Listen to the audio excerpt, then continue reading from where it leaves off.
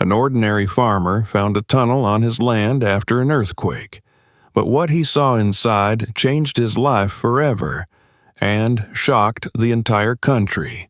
Subscribe, write in the comments where you're watching this video from. The morning had begun like any other on the Hales' land. A slow, golden sunrise spilled over the flat horizon, warming the tops of the tall cornstalks and glinting off the dewdrops that clung to the fence posts. Jerome Hale had been awake before the first rooster crowed, his boots laced tight, his worn hat pulled low over his brow. The farmhouse was quiet, empty but for the groaning of the old boards beneath his feet and the occasional creak of settling timbers. He hadn't bothered turning on the radio yet. Mornings were for listening to the land. He moved through the routine with the calm certainty of a man who had done the same work for decades. He fed the chickens, checked the irrigation system, and walked the perimeter of the southern field, pausing every so often to feel the soil between his fingers. Jerome had always believed a man's relationship with his land wasn't something to be managed. It was something to be honored. This farm had belonged to his grandfather, then his father, and now it was his. 40 years he'd worked this soil, and not a day had gone by that he didn't give thanks for it. But there were signs. Subtle, quiet, unsettling. The hens hadn't laid properly in days. The cattle had grown restless, milling near the northern fence line in the dead of night, snorting like something was stirring under their hooves. Jerome tried to dismiss it as coincidence. Animals had moods too, but the unease settled deep in his chest like a pebble under the tongue. He'd chalked it up to the dry spell and the unusually warm nights, but something didn't sit right. By early evening, the wind shifted. It blew heavy and warm from the east, carrying with it a strange tang in the air, part mineral, part chemical, and entirely unfamiliar. Jerome stood on the porch as the sun dipped behind the low hills and watched the tall grass sway in strange, uneven patterns. He could feel something pressing just beneath the calm, as though the earth was holding its breath. That night, long after he'd gone to bed, the stillness shattered. At first, it was subtle, a low vibration, like a distant freight train passing through far-off hills. Jerome stirred in bed, half awake, unsure if the sound was real or something from a dream. But then the bed frame jolted violently, and the glass on his nightstand tipped and shattered on the hardwood floor. The walls groaned, the old nails squealing as the wood swayed under unseen pressure. Jerome shot upright, heart pounding in his chest. He had grown up under tornado warnings, seen trees twisted into ropes by wind. But this was something else. The house itself seemed to shift, shuddering like a living thing under duress.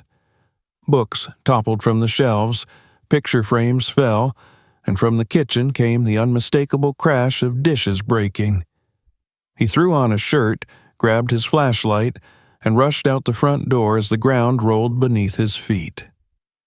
Outside, the night was electric with tension. The stars above flickered as if the sky itself was uneasy. Jerome stumbled into the yard, catching himself on the fence post. Behind him, the house creaked ominously, the porch listing to one side.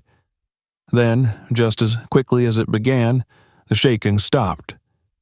A heavy silence fell, broken only by the ragged breaths escaping his lungs. He turned slowly, shining his light across the fields. Cracks had split the yard, jagged and deep. His barn leaned awkwardly, and the windmill beside it no longer turned. He stood in the silence for what felt like hours, waiting for something, anything, to make sense. But it didn't.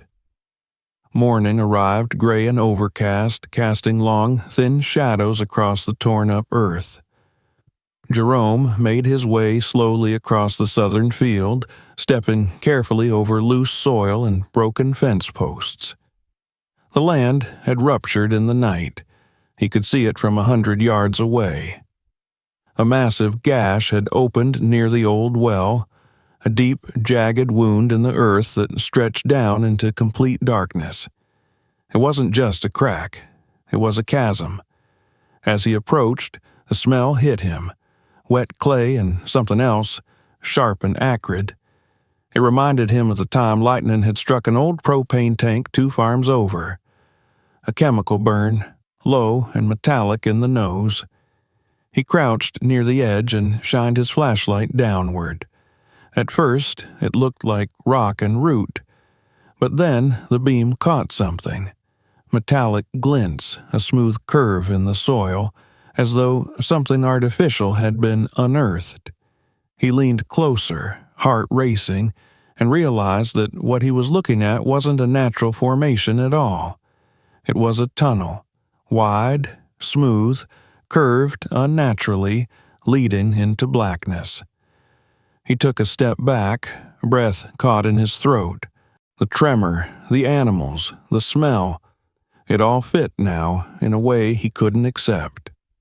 Something was buried under his land, something man-made, and it hadn't been there before. Jerome spent the rest of the day trying to tell himself he was overreacting. Maybe it was an old drainage line, maybe something left behind by surveyors, but no one had ever said anything about tunnels. And besides, the shape, it was too perfect, too deliberate. That night, sleep eluded him. Every creak of the house made him flinch. The shadows in the corners seemed to stretch longer than usual. By midnight, he found himself back outside, standing by the edge of the sinkhole. The beam from his flashlight disappeared into the depths, swallowed whole by the black. The earth, it seemed, was trying to tell him something, and he couldn't ignore it any longer. He took one last breath of cool night air, straightened his shoulders, and turned back toward the house. Tomorrow, he would call Henry. If anyone could help make sense of this, it was him. They'd been through hard times together, and Jerome trusted the man more than anyone left in this part of the county. As he reached the steps, he turned for one last look at the gash in the field. Something about it made his skin crawl. The silence surrounding it was too complete. The air too still. The shadows inside the chasm too dark. Whatever had opened beneath his feet, it wasn't finished. And deep in his bones, Jerome knew that whatever secrets the land had hidden for so long were finally clawing their way back into the light. The morning came gray and sluggish, dragging itself across the horizon like a tired animal. Jerome stood at the edge of the sinkhole, arms crossed over his chest, the brim of his hat low against the wind. The night had brought no clarity, only more questions. He'd lain awake, staring at the cracked ceiling above his bed, running through possibilities, weighing risk against instinct. But by sunrise, there was only one conclusion that made sense. He couldn't ignore it. Not anymore. He reached for his phone and dialed the only number that mattered in situations like this. Henry Morris answered on the second ring, voice already gruff with caffeine and suspicion. Jerome kept it simple. Told him there had been a sinkhole on the south field, that it looked bad, and that he needed help. He didn't elaborate. Henry didn't ask questions. 30 minutes later, the familiar rumble of Henry's old Dodge truck pulled into the gravel drive. Henry stepped out dressed in work boots and a battered utility jacket, a canvas bag slung over one shoulder. His face, weathered like the land itself, tightened into a frown as soon as he saw the hole. Without a word, he followed Jerome across the field, both of them moving quietly through the bent grass and loose soil until they stood at the rim. "Hell of a hole," Henry muttered, kneeling down to examine the edge. "Looks deep." Jerome nodded. "There's more to it. I saw something down there. Metal. Shapes that didn't make sense. Henry shot him a look. "You think it's a well?" "No. Too wide, too smooth. I think someone dug it." Henry stared into the darkness for a long moment. Then he unzipped his bag and pulled out a pair of high-powered flashlights and a coil of climbing rope. "Then I guess we're going to find out." They worked in silence, securing the rope to the axle of Henry's truck and testing its weight. Jerome went first, descending slowly, the flashlight clutched tightly in his free hand. The dirt walls around him were warm to the touch, strangely so, and layered with bands of red and gray that shimmered under the light. The air grew heavier with each foot of descent, thick with a strange mineral scent that stung the back of his throat. By the time his boots touched the floor of the hole, sweat clung to his back and his shirt was damp beneath his coat.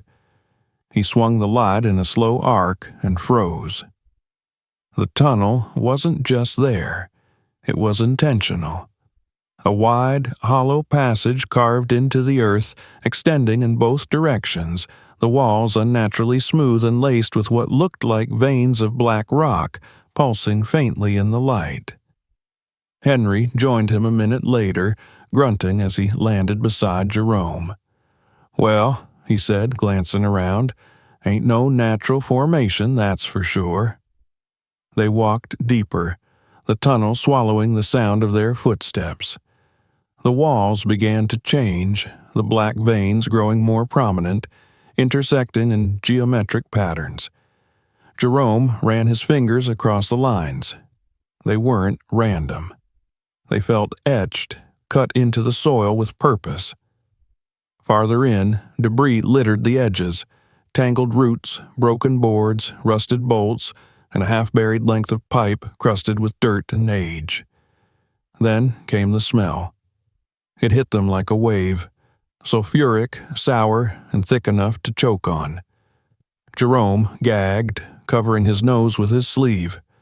Henry spat on the ground and swore. "Something's leaking," he said. "Could be gas, could be worse." They pressed on, careful to avoid the slick puddles that began to appear underfoot. The water was shallow, but coated in a yellowish film that shimmered like oil. The deeper they went, the more the air fought against them, hotter, denser, and laced with fumes that made Jerome's eyes burn. They reached a bend in the tunnel where the ceiling had partially collapsed. Water dripped steadily from above, forming stagnant pools around their boots. Jerome aimed his flashlight at the overhead soil and spotted the same strange red rings embedded in the dirt, like scars in the earth. Something had been pressing from the inside, forcing its way outward. Henry motioned for them to stop. "You hear that?" he whispered. Jerome listened. At first, nothing. Then, faint, distant, came a low mechanical hum, barely audible but rhythmic. It pulsed beneath their feet, a steady beat that didn't belong in a place like this. His stomach turned. "This is active," Henry said. "Someone's down here. Or something still is." They didn't say more. Words felt dangerous in that place. They turned around slowly, their eyes scanning every shadow, every glint of metal in the soil. Jerome noticed something just off the main path, half buried in the mud, a beam of blackened wood. He knelt, brushing dirt away until letters emerged, scorched into the grain. MLB.co. The rest had been eaten away by time or fire. But it was enough.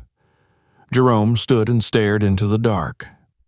"Someone built this," he said quietly, "and they didn't want anyone to know." They made their way back carefully, marking their path with small scratches in the wall. The air felt even heavier on the return, as if the tunnel was reluctant to let them go. When they reached the rope, they climbed out in silence, their clothes and faces streaked with grime. The sulfur clung to them like an invisible warning. They sat on the tailgate of Henry's truck, sharing a bottle of water and watching the wind stir the grass around the hole. "What do you think they were doing?" Henry asked finally. Jerome shook his head. Something big, maybe illegal, maybe dangerous. You think it's oil? I don't know, but it ain't farming, and it sure as hell ain't natural. They watched the field for a long time, neither willing to say what they both knew. Something had changed. The land wasn't quiet anymore. It had secrets, old ones, buried deep. Before leaving, Jerome walked back to the hole. He stared down into it, flashlight off. There was movement inside, subtle and slow, like the earth breathing. He stepped back and returned to the truck. They drove away with the windows down, trying to rid themselves of the smell. But even as the farm shrank in the rearview mirror, Jerome couldn't shake the feeling that they hadn't climbed out alone. Something was still with them, something that had waited a long time to be found. The days that followed were marked by a quiet intensity. Jerome moved through them as though sleepwalking, the routines of the farm suddenly hollow and mechanical. He fed the animals, repaired a loose fence post near the north lot, even cut and stacked firewood in the shed. But his mind was elsewhere, always circling back to the tunnel, to the scorched wood with the strange markings, and to the impossible hum that had echoed beneath the earth. Every time he closed his eyes, he saw the black veins in the walls, the oil-streaked puddles, the yellow film that coated the ground like disease. He tried to explain it away. Maybe it was some long-abandoned mining shaft or an experimental irrigation system, but the facts resisted. That place was not a relic. It was active, alive in its own terrible way. Henry had grown quieter since their descent. He didn't return to the farm after that day, and when Jerome called him 2 mornings later, his voice was clipped, almost guarded. "Still thinking about it," was all he'd say. "Let me know if you find anything." Then he hung up. Jerome didn't press. He knew Henry well enough to understand the man wasn't scared. He was angry. Angry at being lied to by the land he thought he knew. Angry that something so large had been hidden right beneath their feet. Jerome knew he needed more. He needed answers, real ones, not guesses, not theories. He wanted to know what MLB stood for, who had dug those tunnels, and what had been taken from his soil without permission. But more than that, he wanted to understand how it had been hidden from him. His grandfather had walked these fields. His father had died on them. How could something so vast have escaped generations of eyes and ears? He began with the county records office, a squat brick building with peeling paint and flickering fluorescent lights on the edge of town. The clerk, a tired woman with half-moon glasses and a cardigan far too thick for the weather, led him to a back room lined with file cabinets. "Start with land surveys," she said, gesturing vaguely to a wall of yellowing folders. "If it's old, it's in there." Then she returned to her desk and didn't look up again. Jerome spent hours combing through maps and deeds, most of them handwritten or copied so many times they were nearly illegible. He traced the ownership of his land back through time. His father, then his grandfather, and before that, a white landowner named Vernon Blake, who had subdivided the original acreage in the 1930s. Nothing in the official deeds mentioned underground rights.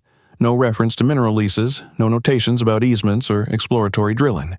But then, tucked between 2 fragile sheets of carbon paper, he found a survey from 1958. The map was crudely drawn, but Jerome recognized the shape of his southern field immediately. A black rectangle had been marked in ink near the base of the hill, labeled simply as Sector C. Below it, in faded type, was a note: "Approved for exploratory shaft. Permit filed with Tri-State Extraction." His breath caught. Tri-State. The letters matched. Not perfectly, but close enough. MLB could have been a later name. A rebranding.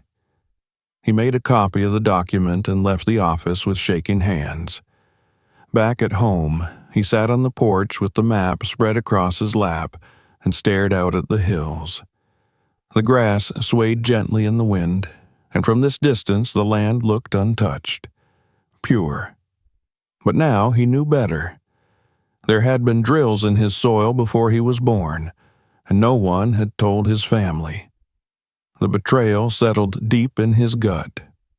The next morning, he drove 20 miles north to the County Historical Society where dusty files and long-dead headlines lived in uneasy harmony. There, he met Arthur Langford, a retired schoolteacher turned local historian. Langford was thin, nearly skeletal, with skin like parchment and sharp blue eyes that held too much memory. When Jerome showed him the map and the name Tri-State, something flickered in the old man's gaze.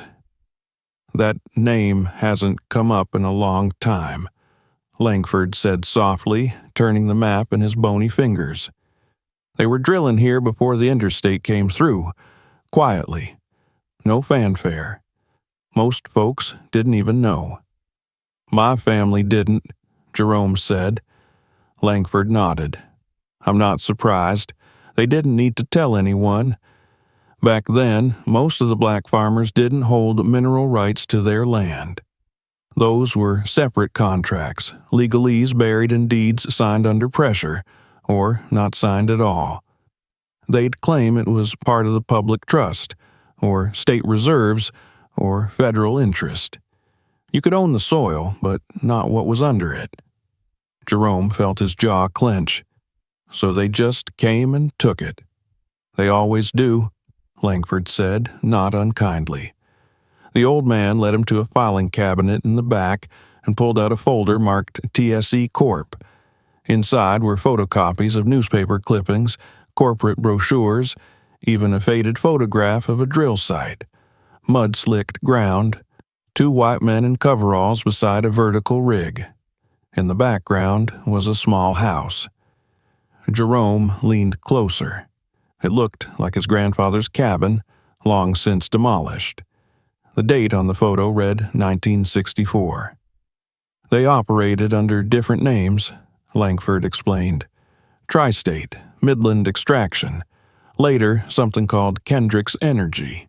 Always the same men, though. They'd open a shaft, pull what they could, then vanish before anyone noticed." "Why hasn't anyone done anything?" Jerome asked.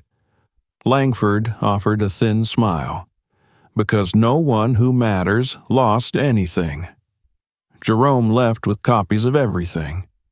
As he drove home, anger settled in his chest like a hot stone. They had used his land, exploited his family's ignorance, turned the earth into a hidden factory, leaving behind only poisoned puddles and rotten wood. And now, decades later, they were still at it, still digging, still taking. That night, unable to sleep, he sat at the kitchen table with all the papers spread before him. The photo, the survey, the map, the name Kendrick's Energy kept surfacing in the margins of reports, always listed as a consulting firm or a logistics partner, never as the company responsible. It was a shell, a veil, and AMLB.co. Could that be Midland Land Boring? The letters fit, the location fit, the tunnel fit. He scribbled notes until dawn. The next day, he called Henry again. This time, the man answered with more weight in his voice. Jerome told him what he'd found, about Tri-State, the old survey, the photo, the shifting names. There was silence on the line for a long time. "They've been here the whole damn time," Henry said at last, "and we never knew." "They counted on that," Jerome replied. They agreed to meet the next morning. This wasn't just curiosity anymore. It was theft, violation, and if no one else was going to uncover the truth, they would do it themselves. Jerome stood at the edge of the sinkhole that evening, the light fading around him. He stared into the dark, jaw set, fists clenched at his sides. The land beneath him wasn't just soil and root. It was a crime scene. And ghosts, old, silent, buried ghosts, were beginning to stir. By the time morning came, Jerome was already dressed and waiting on the porch, his hands wrapped around a chipped ceramic mug that had long since gone cold. The sky was a pale, washed-out blue, the kind that promised heat later in the day, but offered little now beyond silence and stillness. The air hung heavy, and the fields that once sang with life now seemed hushed, as though the earth itself was waiting, listening. Henry's truck pulled into the gravel drive right on time, his familiar silhouette behind the wheel casting a long shadow through the dust. As he stepped out, he gave Jerome a single nod, not a greeting, but a confirmation. They were both beyond words now. What they were about to do wasn't some idle curiosity or harmless exploration. This was about reclaiming something. Not just answers, but truth. And maybe justice. Jerome climbed into the passenger seat without a word, and Henry pulled back onto the road. They drove south toward the state line, passing through fields, fences, and distant homes. Neither spoke for the first 20 minutes. The silence between them was not uncomfortable. It was focused. A weight shared evenly across the seat. Their destination was a small environmental research station nestled between the highway and a dying creek bed, a place where Henry's niece, Kayla Springer, worked as a field ecologist. She was sharp, determined, and had once taken on a major agriculture company over pesticide runoff and won. If anyone could help them, it was her. Kayla met them in the parking lot, clipboard in one hand, dark hair pulled into a practical bun, and a look in her eyes that said she wasn't interested in pleasantries. Jerome laid everything out quickly. The tunnel, the collapse, the smell of sulfur, the burned beam with the initials, and the documents he'd uncovered in the archives. As he spoke, Kayla's expression shifted from guarded to focused. "So, you think there's active industrial activity beneath your land, undocumented and ongoing?" she asked. Jerome nodded. "I don't just think it, I've seen it." "And you're saying the same company that was drilling illegally in the 60s might be doing it again under a different name?" "That's what it looks like," Henry said, "and it's big. Real big." Kayla stared at them both for a moment, then gestured toward her work shed. "I've got sensors, samplers, infrared cameras, and enough protective gear to survive a chemical spill. Let's load up." An hour later, they stood once more at the edge of the sinkhole. The sun was directly overhead now, casting shadows into the depths. Kayla strapped on a mask and headlamp, clipped a device to her belt that read air quality, and descended first, her movements efficient and practiced. Jerome followed, then Henry, all three of them swallowed by the dark, earthy maw. Inside the tunnel, the air was worse than before. The heat clung to their skin like oil, and the sulfur smell was sharper, more insistent. Kayla's device beeped softly every few seconds, recording the fluctuations in gas concentration and temperature.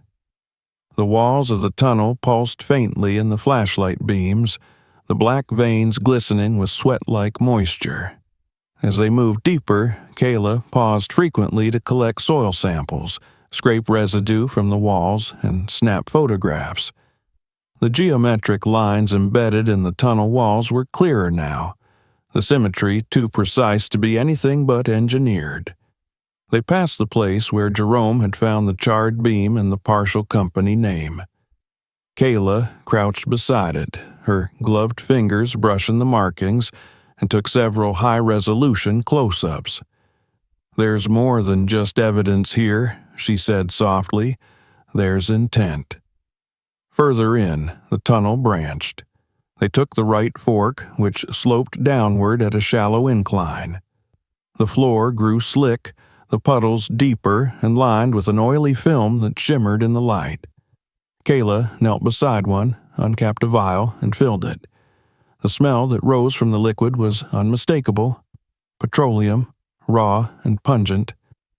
Crude oil, she confirmed. Unrefined. Someone's been drilling. Recently.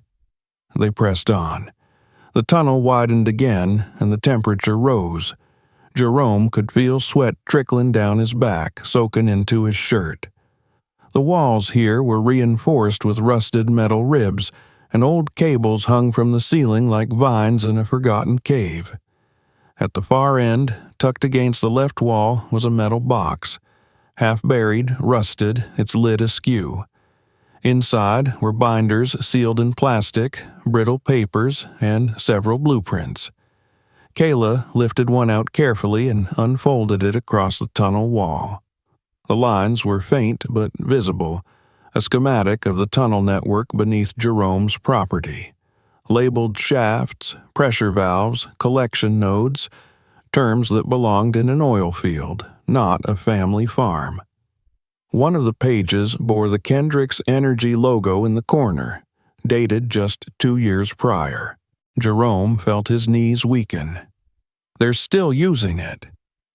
And they've expanded it, Kayla added. Look at this. This isn't just under your land. It goes beneath your neighbors. This whole grid is a web. You're right in the center.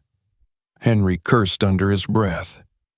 Kayla took photos of every page, then packed them carefully in her satchel. The beeping from her air monitor grew faster.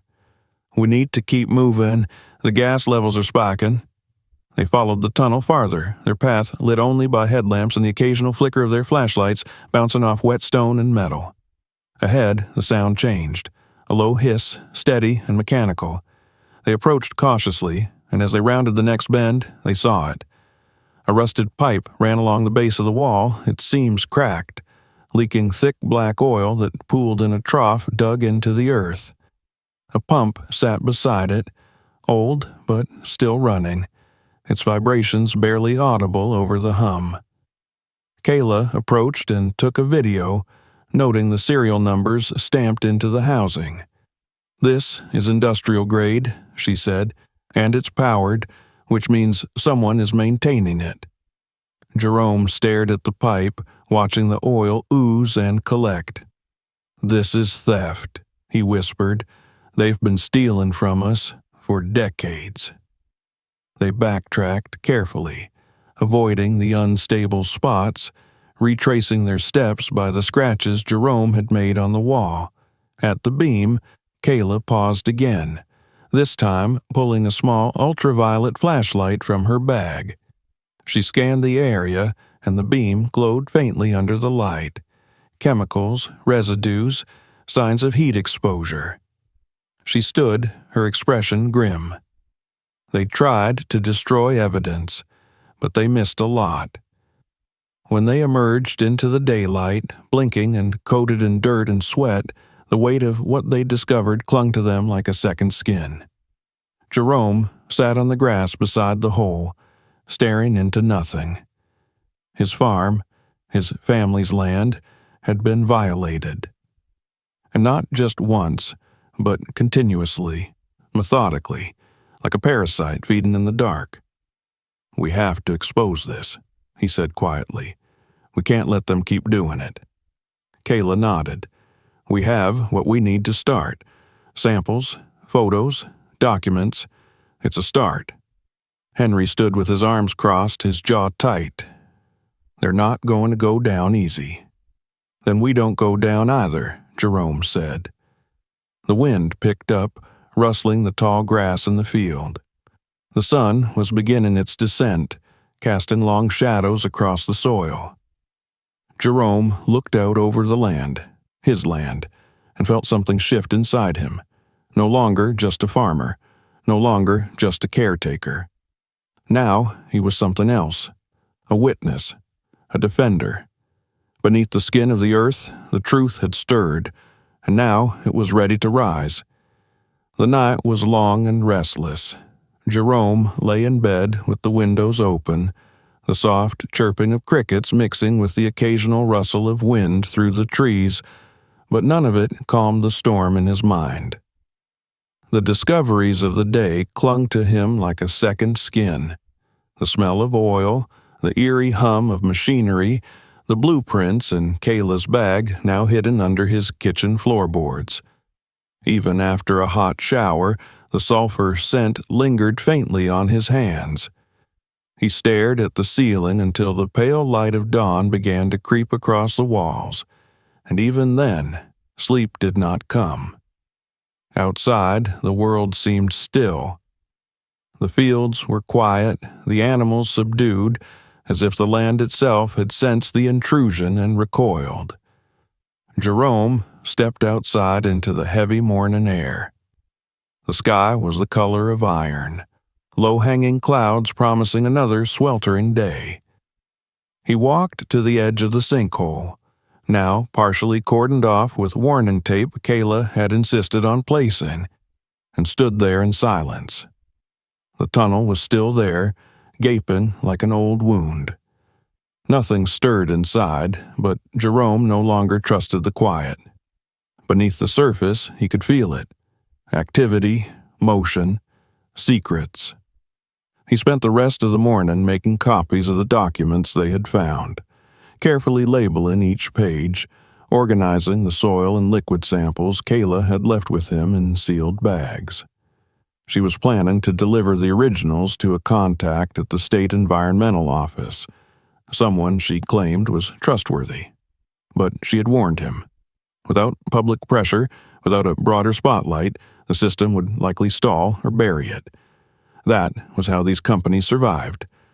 Delay, confuse, obscure.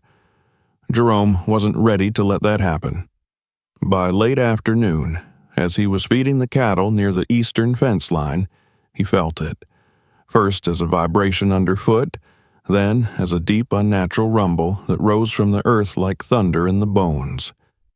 The cows grew agitated, turning in place, lowing anxiously. One of them backed into the fence, snapping a wooden post clean in half. Jerome dropped the feed bucket and turned toward the southern field. The sound intensified, louder now, a roaring pulse that grew and grew until it became a sudden explosion, sharp, violent, and close. The ground shook beneath him. He staggered, catching himself against the fence, eyes wide as a column of black smoke shot into the sky from beyond the tree line at the far end of the field. A second later came the wind, a hot, rushing wave that carried with it dust, debris, and a foul stench that coated his tongue and burned his throat. Jerome ran.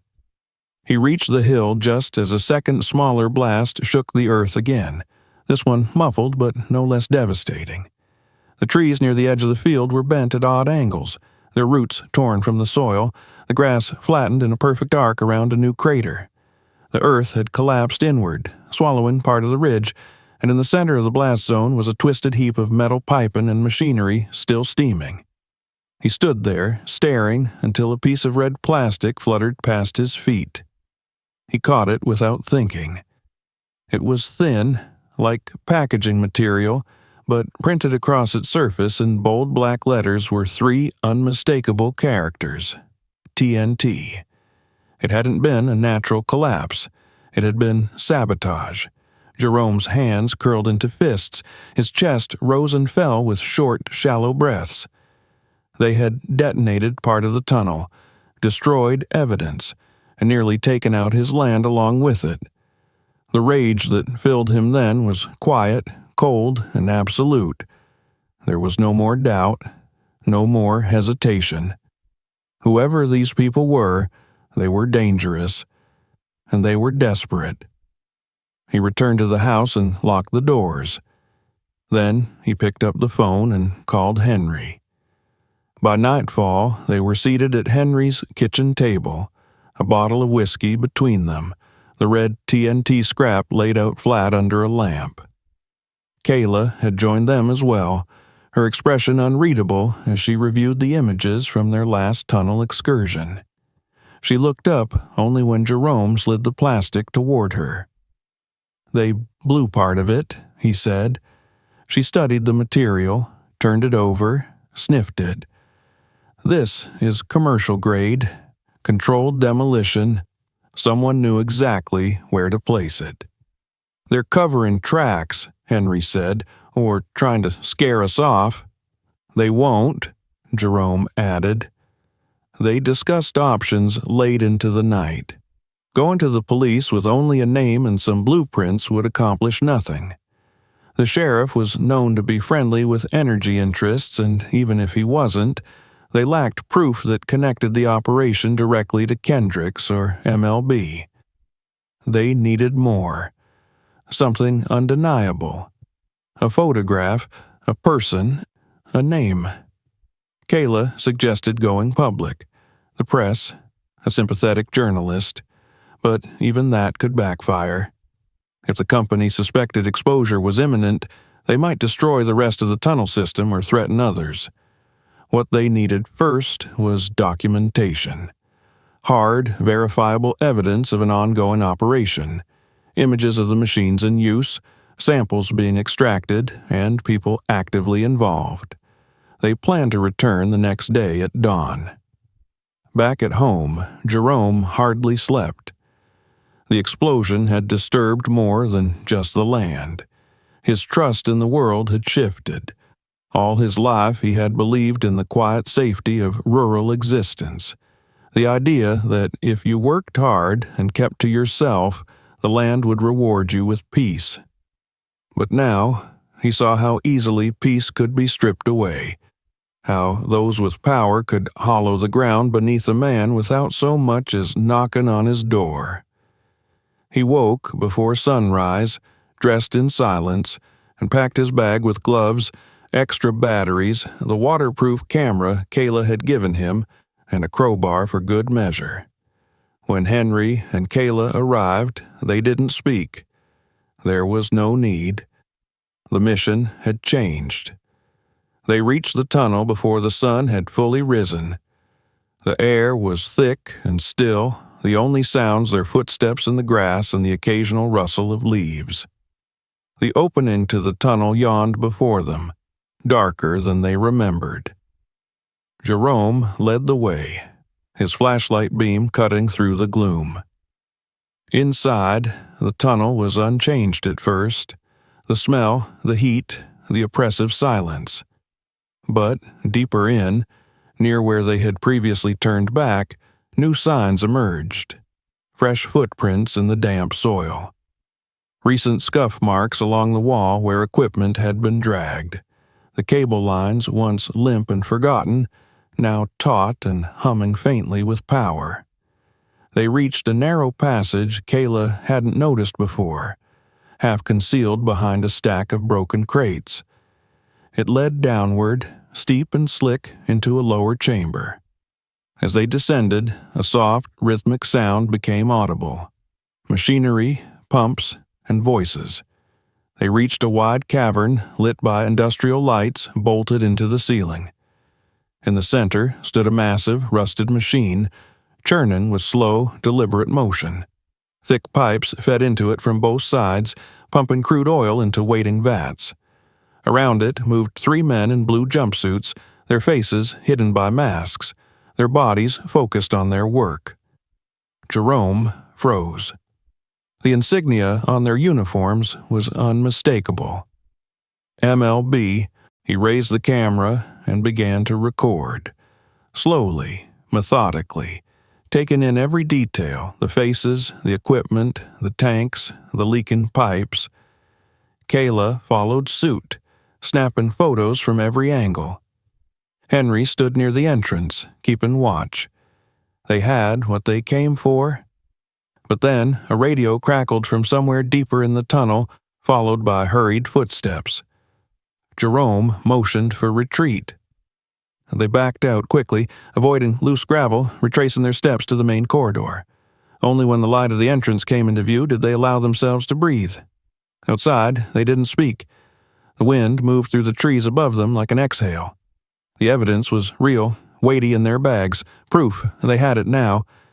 Later that night, Jerome sent copies of the footage to 3 places: Kayla's contact at the Environmental Bureau, a journalist she trusted in the city, and a secure cloud account she had set up just in case. As he sealed the samples and labeled the photos, he felt a shift within himself. Not just anger now, but purpose. They had struck a second blow, but it would be their last. The morning came cloaked in silence, but the kind of silence that carried weight. It was not the peace of dawn or the hush of nature still waking. It was the silence before movement, before confrontation, before truth collided with consequences. Jerome stood at the edge of the field, the same spot where days earlier a blast had torn the earth open and scattered fragments of stolen industry across his family's land. The crater remained, though partially cordoned off now by a makeshift barrier of rope and warning signs. Birds no longer landed nearby. Even the wind seemed reluctant to pass over it. He had spent the night turning over the images they had captured, the glowing footage of oil flowing through rusted pumps, the insignias on the uniforms, the serial numbers etched into machinery, the precise geometry of an illegal operation unfolding beneath his soil. It was all real now, undeniable and present. No longer myth, no longer suspicion. He had video, samples, documents, and now names. The footage had been shared with trusted hands, but trust was fragile and time was short.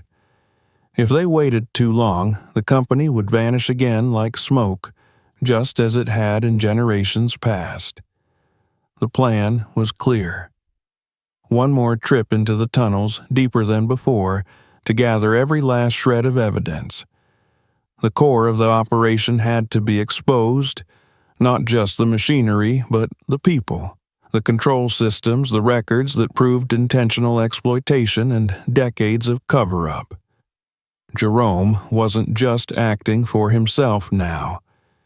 He was acting for his father, who had never known what was stolen from beneath him. For his grandfather, who had tilled this land while men in hard hats tapped what lay below. For his neighbors, who might also be standing above silent thefts and never know it. Henry arrived first, driving up with his usual dust-covered Dodge, his jaw tight and eyes shadowed with something deeper than fatigue. Kayla followed not long after, this time with 2 sets of spare batteries, 3 sealed sample kits, and a reinforced waterproof camera. Her face was calm, but Jerome could see it. The tension behind her eyes, the stiffness in her jaw. She understood what this meant. She had known since the moment she saw the first glistening oil stain on the soil. They were walking back into danger, and this time they couldn't afford to retreat early. They made their descent just after 8, once the sun had risen far enough to cast full light across the rim of the crater. The tunnel welcomed them with its usual cocktail of heat, fumes, and silence, but now it felt different, like a corridor waiting to collapse. The walls were damp, streaked with new rivulets of oil and condensation. Jerome moved with purpose, following the familiar path to the lower chambers, past the old beam, past the fork where they had previously turned right. Today they turned left. This new passage sloped downward more steeply than the others. The floor was slick with black residue, the air thick and unkind.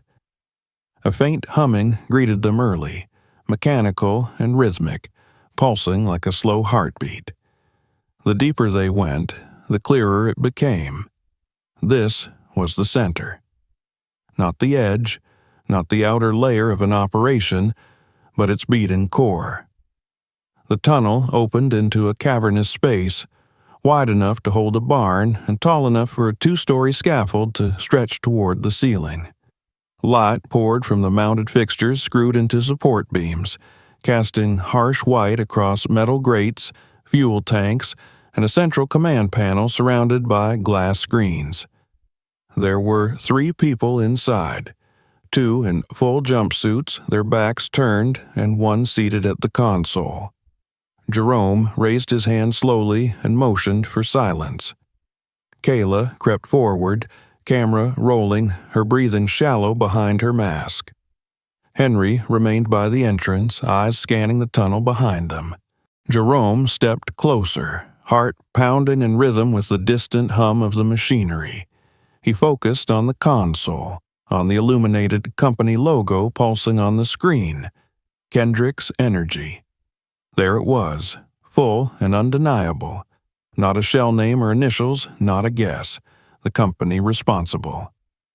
The man at the console spoke into a headset, his voice low and hurried. Pressure on shaft 12 rising faster than expected. Relay backup valve now. We can't afford another surface breach this week. Jerome's chest tightened. Another breach. This wasn't an isolated accident. It was routine. A calculated risk in a decades-long theft. He raised the camera and zoomed in on the screen as Kayla took stills of the scaffolding and machinery. The entire room was a command center, and from the schematic displayed across the wall-mounted monitor, it was clear that the tunnel system stretched for miles. Beneath farms, beneath creeks, maybe even beneath the town. Kayla moved to the far wall where a set of cabinets lined the steel siding. She pulled one open slowly, revealing folders stacked neatly inside. Each was labeled with field numbers, dates, and production yields. She opened the top file and held it out for Jerome to see. It was a report. 15 years of records, tracking extraction rates, chemical usage, and inspection cycles. His name wasn't on it, but the coordinates at the top matched his southern field. He took pictures of every page, his hands shaken now not with fear, but fury. These weren't accidents. These weren't oversights. This was a system. A quiet, calculated theft stretching back decades, hidden under the very feet of those who were told they owned the land. Then came the sound. A clatter near the far wall, metal on concrete. One of the workers turned, eyes locking with Jerome's. For a moment, everything froze. Then the man shouted, "Hey!" Jerome turned and ran. Kayla stuffed the files into her pack and followed, Henry already pulling back into the main tunnel, motioning frantically. Footsteps pounded behind them and voices echoed off the walls.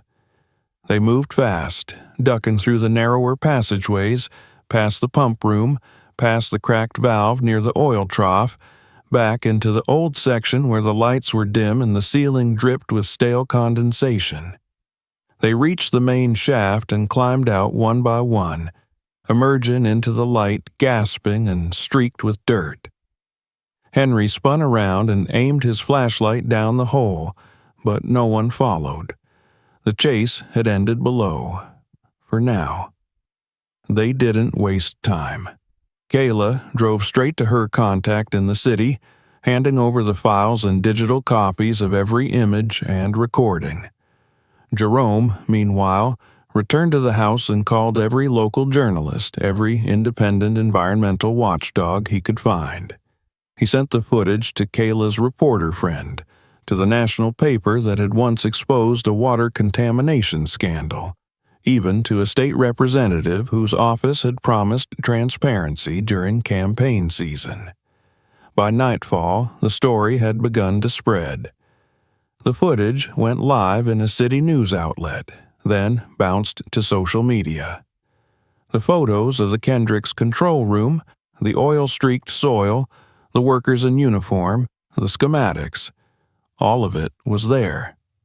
Public, irrefutable. That night, Jerome stood at his kitchen window and watched the darkness press against the glass.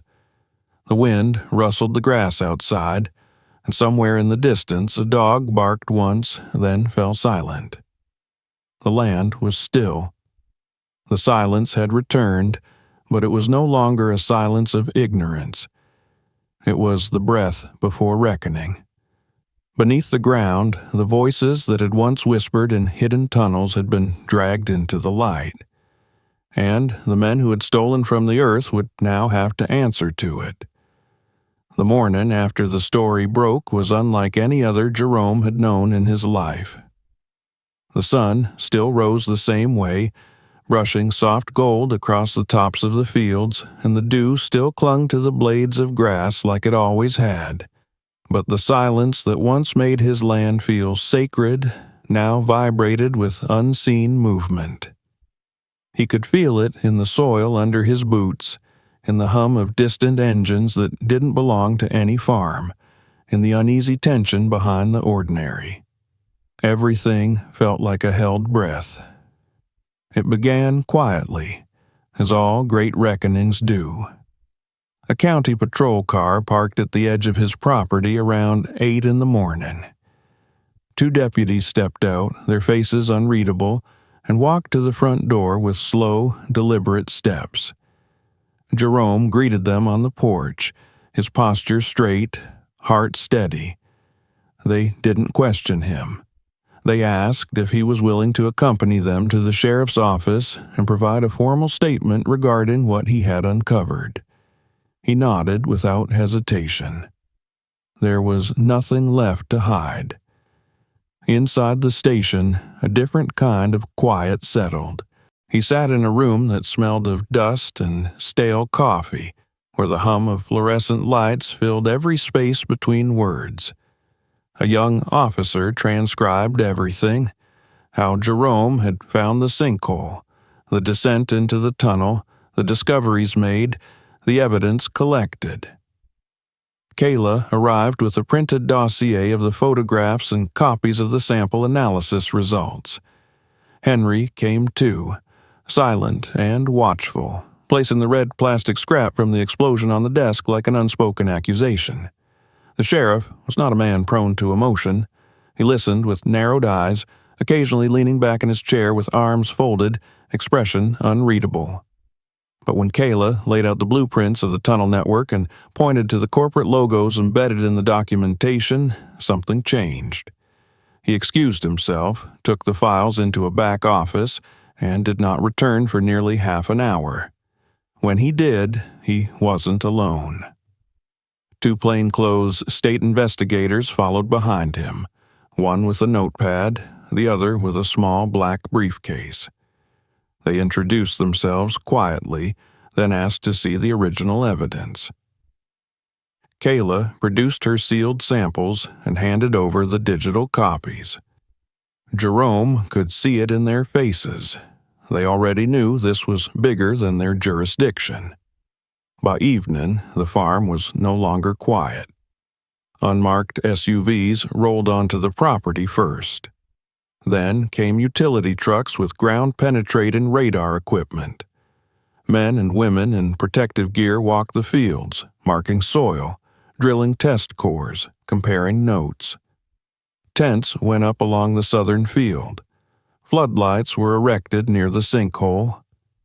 Jerome stood by the barn, arms folded, watching as his land was transformed into something between a crime scene and a battlefield.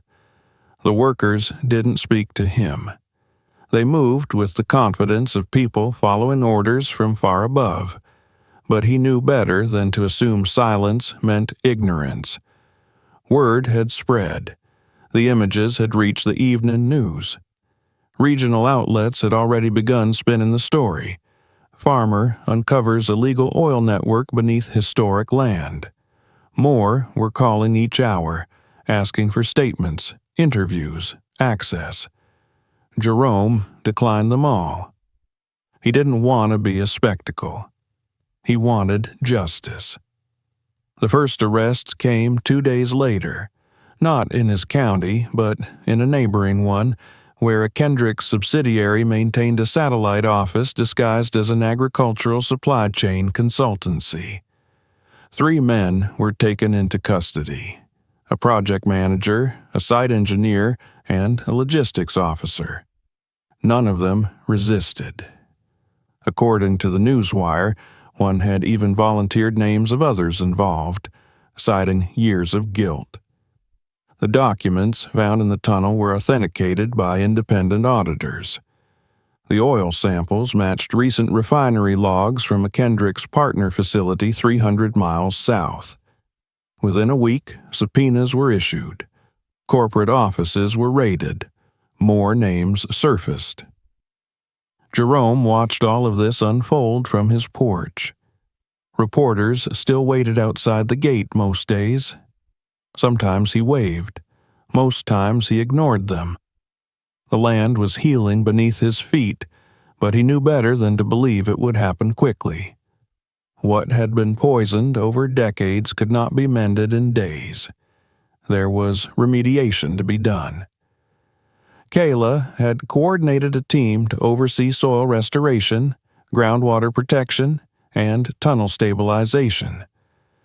Temporary funding came from a federal environmental emergency fund. Eventually, court-ordered restitution would be assigned, but the damage ran deeper than any dollar amount. His southern field would never be the same, but it would live. One afternoon, he walked the edge of that field and paused near the old crater. It had been partially filled now, the edges reinforced with natural barriers to prevent further collapse. He knelt down and touched the earth with his bare hand. It was dry but stable, warm under the sun, and no longer reeking of oil and sulfur. He remembered planting corn here with his father, his hands too small to push the seeds deep enough, his father laughing and guiding his fingers. He remembered his grandfather standing at the far ridge, shouting about rain in the distance. He remembered the feeling that this land had always been his, and now he knew why that feeling had become clouded with confusion.